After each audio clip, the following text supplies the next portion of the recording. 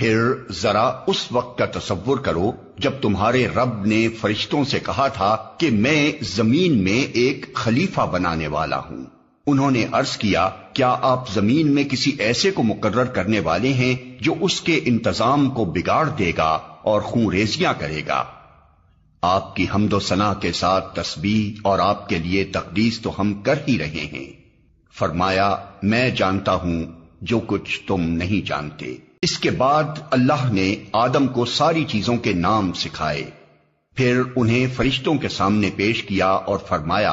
اگر تمہارا خیال صحیح ہے کہ کسی خلیفہ کے تقرر سے انتظام بگڑ جائے گا تو ذرا ان چیزوں کے نام بتاؤ۔ انہوں نے عرض کیا نقص سے پاک تو آپ ہی کی ذات ہے، ہم تو بس اتنا ہی علم رکھتے ہیں جتنا آپ نے ہم کو دے دیا ہے، حقیقت میں سب کچھ جاننے اور سمجھنے والا آپ کے سوا کوئی نہیں۔ پھر اللہ نے آدم سے کہا تم انہیں ان چیزوں کے نام بتاؤ۔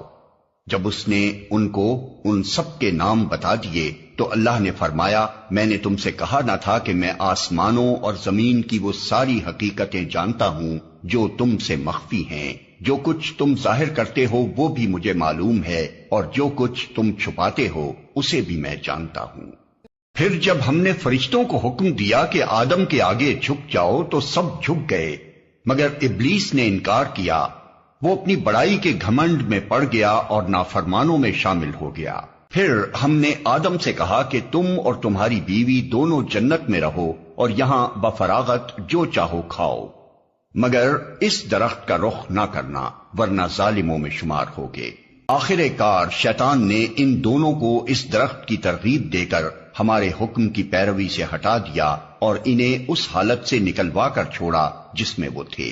ہم نے حکم دیا کہ اب تم سب یہاں سے اتر جاؤ، تم ایک دوسرے کے دشمن ہو اور تمہیں ایک خاص وقت تک زمین میں ٹھہرنا اور وہیں گزر بسر کرنا ہے۔ اس وقت آدم نے اپنے رب سے چند کلمات سیکھ کر توبہ کی جس کو اس کے رب نے قبول کر لیا کیونکہ وہ بڑا معاف کرنے والا اور رحم فرمانے والا ہے۔ ہم نے کہا کہ تم سب یہاں سے اتر جاؤ، پھر جو میری طرف سے کوئی ہدایت تمہارے پاس پہنچے تو جو لوگ میری اس ہدایت کی پیروی کریں گے ان کے لیے کسی خوف اور رنج کا موقع نہ ہوگا، اور جو اس کو قبول کرنے سے انکار کریں گے اور ہماری آیات کو جھٹلائیں گے وہ آگ میں جانے والے لوگ ہیں جہاں وہ ہمیشہ رہیں گے۔